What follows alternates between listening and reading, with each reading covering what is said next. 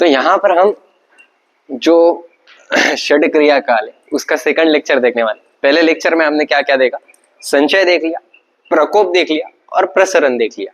इस वीडियो में हम क्या देखने वाले, आगे के 3 स्टेजेस देखने वाले हैं। ठीक है, सो वीडियो के एंड तक बने रहना ताकि आपको पूरी क्लियरिटी आ जाए। ठीक है, तो स्थान संश्रय क्या है कि जो दोष का विशिष्ट स्थान पर जाके रहना, जहां कमी हो वहां पर दोष का आश्रय हो जाना। मतलब स्थान संश्रय में क्या होता है कि जो भी दोष बढ़ रहा है, जैसे हमने संचय में देखा, प्रकोप में देखा और प्रसरण में देखा। संचय में क्या हो रहा था कि दोष बढ़ रहे थे, है ना, और प्रकोप में क्या हो रहा था, दोष और ज्यादा अधिक बढ़ रहे थे, और प्रसरण में क्या देखा था कि दोष पसरने लगे थे पूरी बॉडी में फैलने लगे थे। ठीक है, जिन्होंने नहीं देखा वो पिछला वीडियो देख के आओ, तो आप बहुत ज्यादा क्लियरिटी आपको आ जाएगी। यहाँ की बात क्या है, तो यहाँ पर क्या बोला गया हुआ है, तो यहाँ पर इनका बोलना है कि दोष का विशिष्ट स्थान पर जाके रहना।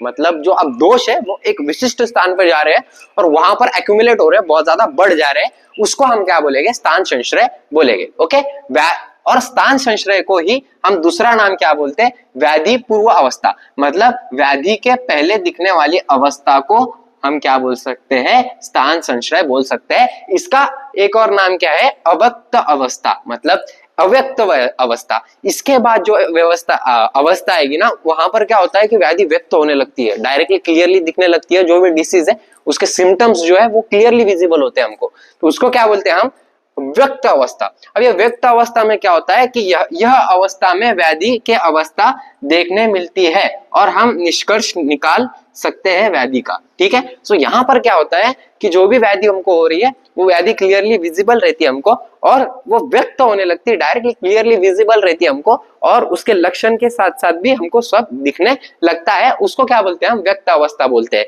उदाहरण के तौर पे, उदाहरण से अच्छे से समझ में आएगा।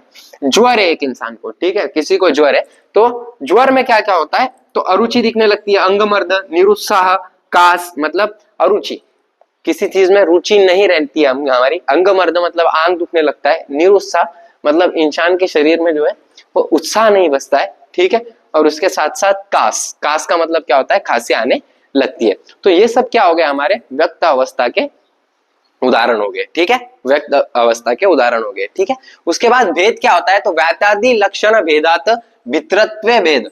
अब इसका अर्थ क्या है, देख लो कि व्याधि को भेद के स्थान जाना जा सकता है। मतलब अब यहाँ पर क्या होता है ना कि व्याधि के हम क्या क्या जान सकते हैं, व्याधि का क्लियरली हम भेद भी पहचान सकते हैं, उसके टाइप्स भी पहचान सकते हैं कि भाई वो कौन से टाइप्स की है, व्याधि कौन से टाइप की है भाई, वो भी इस अवस्था में हमको समझ में आ जाता है। इस चीज को हम क्या बोलते हैं, भेद बोलते हैं। ठीक है, सो ये 6 वो हो गए हमारे, 6 अवस्था हो गए। तो ये 6 अवस्था को हम क्या बोलते हैं, षट क्रिया काल ऐसे बोलते हैं। मतलब ये षट क्रिया काल क्या है कि ये 6 अवस्था है। क्रिया काल का मतलब तो समझ गया, क्रिया का मतलब होता है चिकित्सा, काल का मतलब होता है समय, षट का मतलब होता है 6। तो 6 समय हम किसी चीज की क्या कर सकते हैं, यहाँ पर 6 चीज की हम 6 अवस्था में हम व्याधि की चिकित्सा कर सकते हैं। Okay, is it clear to all of you? Good. So ये भेद थोड़ा बाकी रह गया था, तो भेद से अर्थ क्या है भैया, तो भेद का मतलब क्या होता है कि व्याधि को भेद के स्थान जाना जा सकता है। मतलब उसकी टाइप्स तक हम जान सकते हैं कि कौन सी व्याधि है ये, किस वजह से हुई है, कहां पर हुई है, कौन सा रीजन था, इसको हम क्या बोलते हैं, भेद बोलते हैं। तो जैसे कि वातज ज्वर, पित्तज ज्वर और कफज ज्वर। अब ज्वर क्या है, ये बुखार है, ठीक है, फीवर। सो फीवर कौन से टाइप का है, किस दोष से हुआ है, वो तक इस अवस्था में हमको पता चल जाता है, उसको हम क्या बोलते हैं, भेद अवस्था ऐसे बोलते हैं। उसके बाद की बात कर लेते हैं कि क्रियाकाल का महत्व क्या है। भाई क्रियाकाल का हमारे आयुर्वेद में महत्व क्या है, क्रिया में महत्व क्या है, क्रिया शारीर में महत्व क्या है। तो क्या महत्व है, व्याधि निर्मिति कैसे होती है, ये इससे हम बहुत आसानी से जान सकते हैं। उसके बाद अवस्था समझ में आती है, इससे क्या समझ में आती है, अवस्था इसमें हमको समझ में आती है।